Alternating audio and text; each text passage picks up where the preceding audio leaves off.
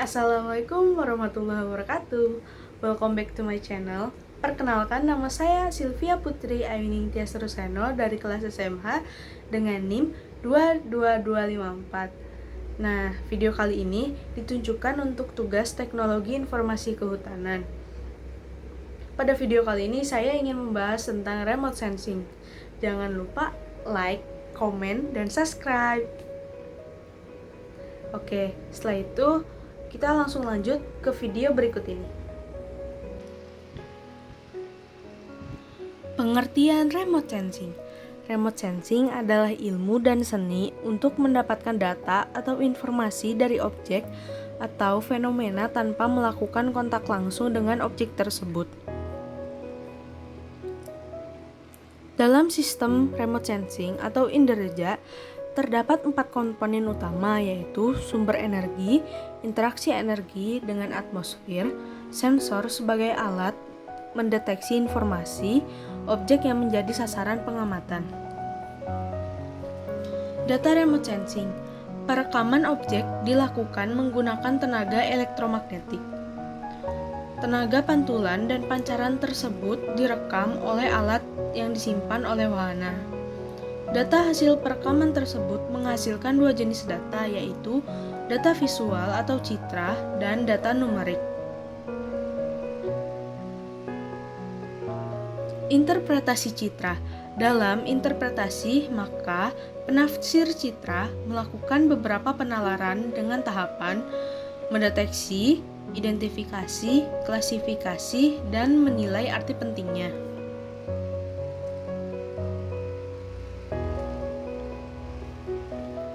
Ini adalah beberapa keuntungan penggunaan remote sensing, yaitu citra menggambarkan objek, daerah, dan gejala di permukaan bumi dengan wujud dan letak objek yang mirip dengan wujud dan letaknya di permukaan bumi, relatif lengkap, permanen, dan meliputi daerah yang sangat luas.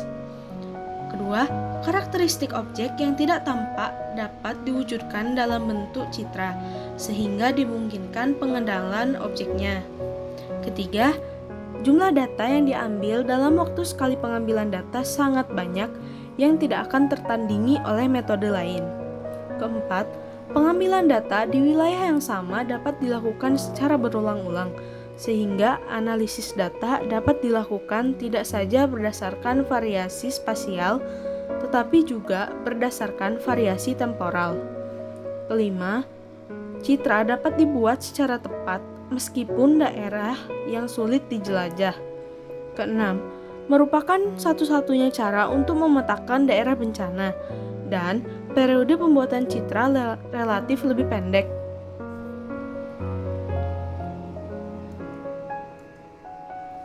Kali ini, kelemahan remote sensing yaitu 1. Tidak semua parameter kelautan dan wilayah pesisir dapat dideteksi dengan teknologi penginderaan jauh. Hal ini disebabkan karena gelombang elektromagnetik mempunyai keterbatasan dalam membedakan benda yang satu dengan benda yang lain. Tidak hanya menembus benda padat yang tidak transparan, daya tembus terhadap air yang terbatas. Kedua, akurasi data lebih rendah dibandingkan dengan metode pendataan lapangan yang disebabkan karena keterbatasan sifat gelombang elektromagnetik dan jarak yang jauh antara sensor dengan benda yang diamati. Sistem tenaga. Tenaga yang digunakan oleh tenaga matahari dalam bentuk tenaga elektromagnetik yang membentuk berbagai panjang gelombang. Radiasi matahari memancar ke bumi, terhambat oleh atmosfer bumi, dan dipantulkan kembali, lalu dihamburkan dan diserap dan diteruskan. Penginderaan jarak jauh dalam perekamannya menggunakan radiasi matahari dan tenaga buatan yang disebut pulsa sistem aktif.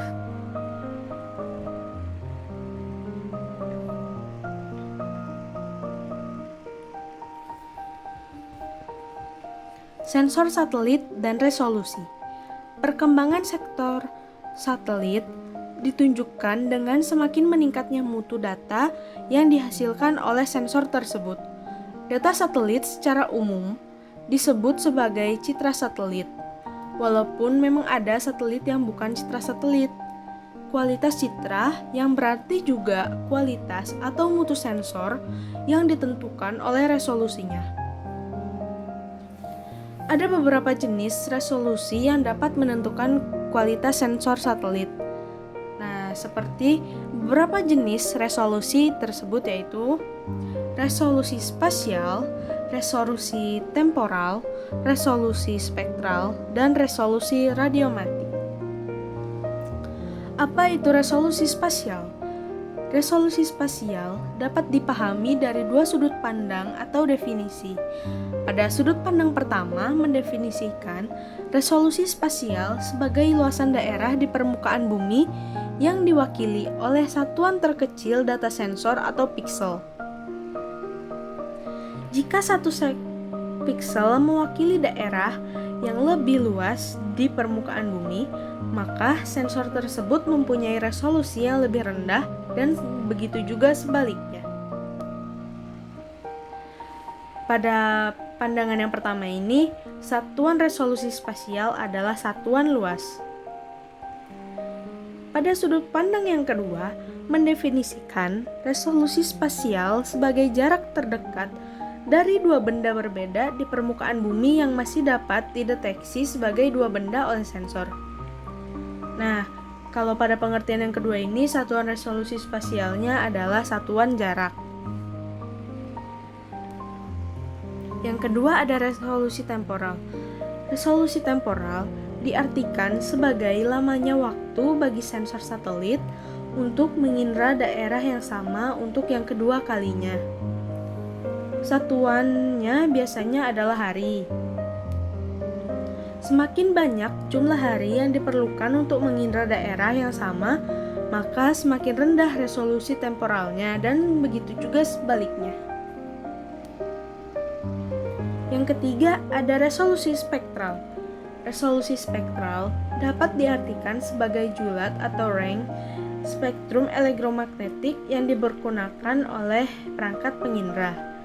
Suatu sensor mempunyai lebar band yang lebih kecil dari sensor yang lain, maka sensor tersebut dapat dikatakan mempunyai resolusi spektral yang lebih tinggi.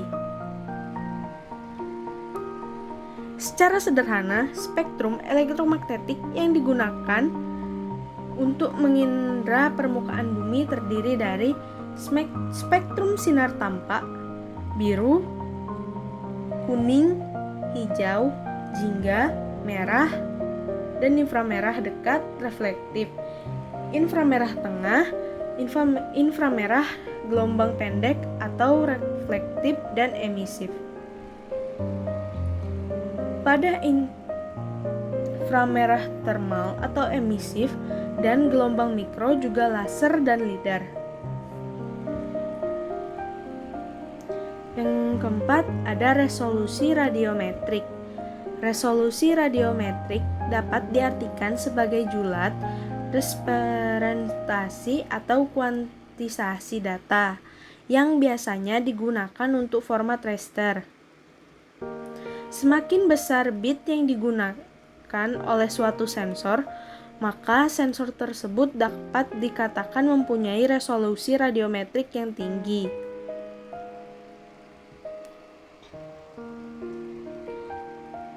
Konsep dan komponen remote sensing. Penginderaan jauh sangat tergantung dari energi gelombang elektromagnetik. Gelombang elektromagnetik dapat berasal dari banyak hal. Akan tetapi, gelombang elektromagnetik yang terpenting pada penginderaan jauh adalah sinar matahari.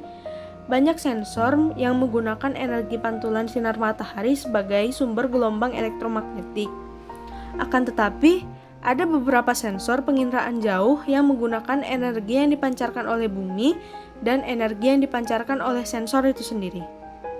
Sensor yang memanfaatkan energi dari pantulan cahaya matahari atau energi bumi itu dinamakan sensor pasif. Sedangkan yang memanfaatkan energi dari sensor itu sendiri dinamakan sensor aktif.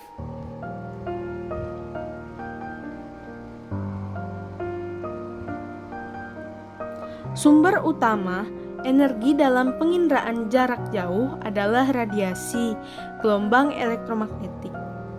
Gelombang elektromagnetik adalah suatu dari energi yang hanya dapat diamati melalui interaksinya dengan suatu objek. Wujud dari energi ini dikenal sebagai sinar tampak, sinar X, inframerah, dan gelombang mikro. Gelombang elektrik merupakan bagian dari spektrum yang kontinu. Gelombang elektromagnetik dibentuk oleh dua komponen yang sekaligus, yaitu komponen listrik dan komponen magnetik.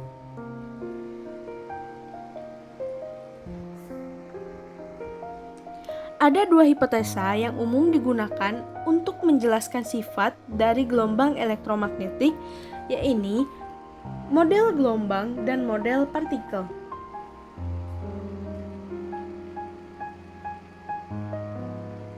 Besarnya nilai persentase pantulan objek akan mencerminkan warna dari suatu objek. Untuk vegetasi akan terlihat pada spektrum cahaya yang tampak antara 0,4 sampai 0,7 dengan nilai 0,4 sampai 0,5 untuk daun yang sehat, yaitu pada kisaran warna biru dan warna hijau. Sebagian warna gelombang elektromagnetik diserap oleh klorofil, dan jika warna hijau yang merah akan terlihat pada 0,5. Persentase pantulan dari daerah yang tertutup vegetasi berkisar antara 5-50%, tergantung pada kerapatan dan jenis vegetasi yang menutupi daerah tersebut.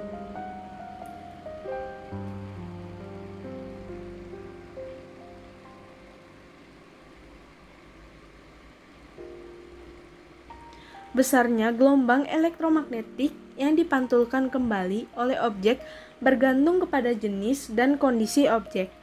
Demikian juga halnya jika panjang gelombang yang berbeda mengenai objek yang sama akan memberikan pantulan yang berbeda pula. Cukup sekian yang bisa saya sampaikan. Terima kasih.